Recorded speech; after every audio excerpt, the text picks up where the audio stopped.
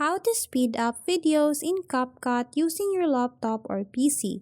So to start, we'll have to open our CapCut application and then in here tap on this create project option. After that, you will have to import a video. To do that, tap on the import option and then simply select the video that you want. Once the video is added, what we need to do is to tap on this plus sign.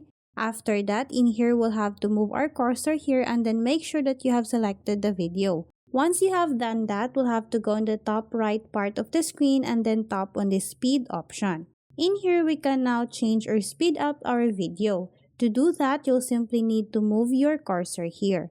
And then once you're done editing your video, tap on the export option. So that's how easy we can speed up videos in CapCut using your laptop or PC. Thanks for watching, and if you find this video helpful, please don't forget to subscribe, hit the like button and then the notification bell so you won't miss any of our future videos. See you on the next one.